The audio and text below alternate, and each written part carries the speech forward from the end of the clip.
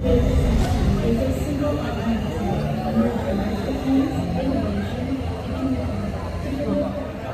natin sa bawat pasahero, bawat posible na gumawa ang gobyerno ng proyekto na maayos kalidad sa tamang presyo, walang korupsyon. Magandang gabi, Pasig City.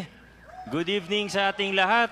Isang makasaysayang gabi sa ating lungsod.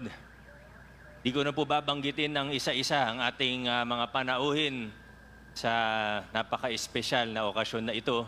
Hayaan nyo na lang pong i-welcome ko muna. Siyempre ang ating mga bisita sa pangunan ng ating Pasig City Hall Construction Consortium. Maraming salamat po sa inyo. Nasa unang bahagi pa lang po tayo ng design and build, ng modality ng procurement. Kakatapos lang po ng demolition, yung mga design ay kaka-finalize lang din natin, design and build nga po. At masasabi ko, kahit ilang buwan pa lang po tayong nagkakatrabaho, talagang maayos at high quality ang ginagawa ng Pasig City Hall Construction Consortium. At alam ko naman din po na sa susunod na isa o isa't kalahating taon ay pagpapatuloy po ninyo yung mataas na standard na nasimulan nyo na po. Kaya ngayon pa lang, kino-congratulate ko na kayo.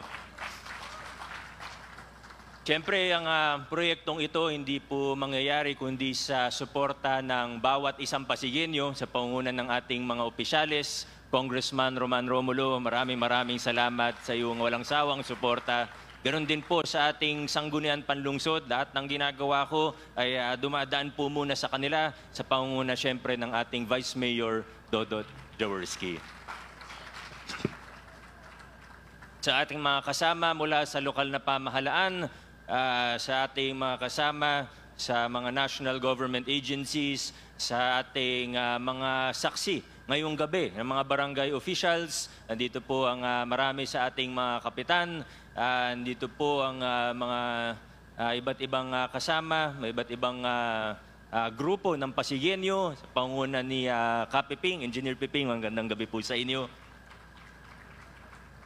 Si Kapiping siguro ang pinaka-veterano po dito sa ating groundbreaking ngayong gabi.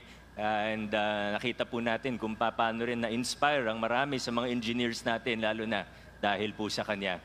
At sa lahat pa po, mga nandun po sa likod, sa lahat ng mga nanonood via live stream, ito na po tayo mga kaibigan.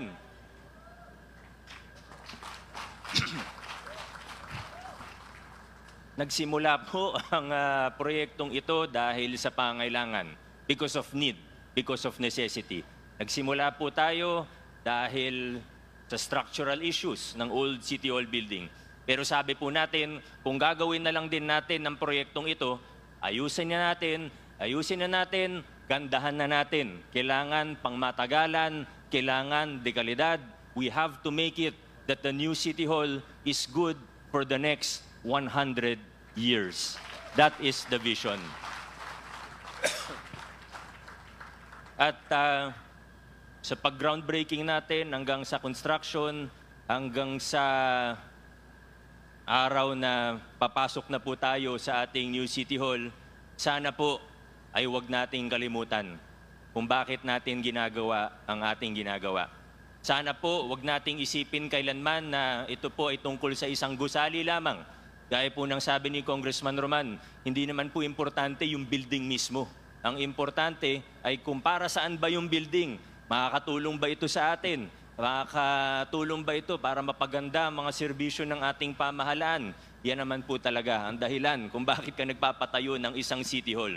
Yung mga pagkukulang ng lumang City Hall, yung kasikipan ng lumang City Hall, at syempre yung structural issues ng lumang City Hall, ito po ang ating tugon. Pero hindi po tayo nagtatapos din doon. Hindi tayo nagtatapos sa mga serbisyong kailangan natin. Of course, may medical services, meron po tayong mga espasyo para sa senior citizens, persons with disabilities, at marami po pong ibang serbisyo ang nasa loob po ng magiging bagong City Hall po natin. Pero masaya rin po tayo dahil ito po ngayon ay magiging patunay natin sa lokal na pamahalaan na napagtagumpayan natin ang marami sa mga pagbabago at reforma na pinaglaban natin mula 2019.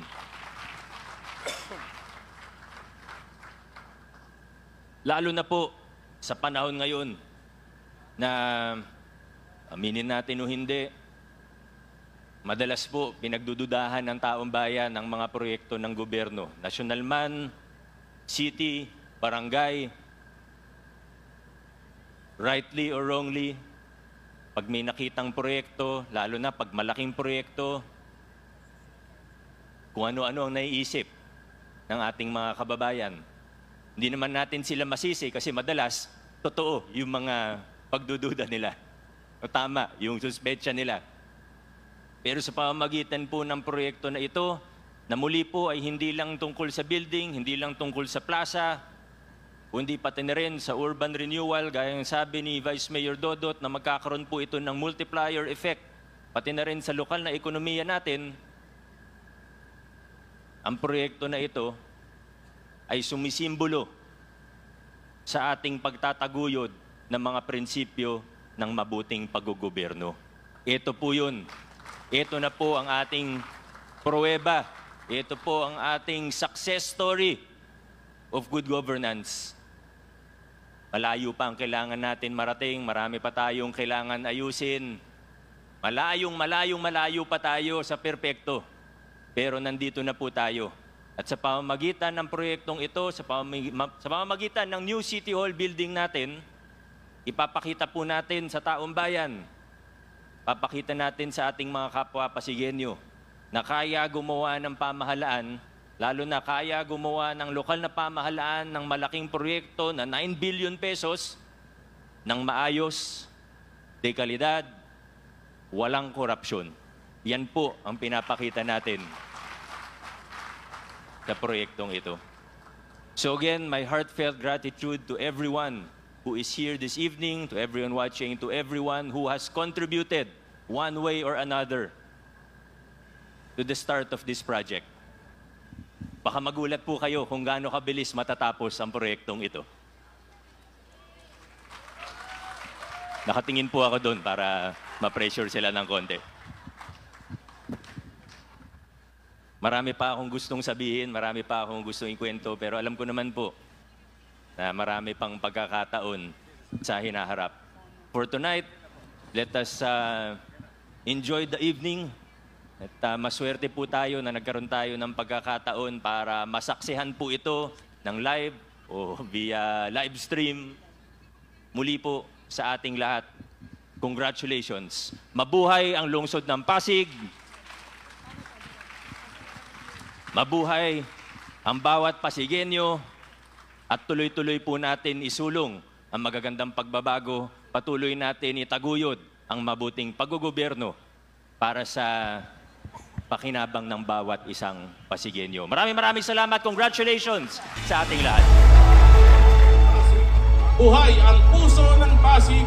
Buhay ang mutya ng Pasig!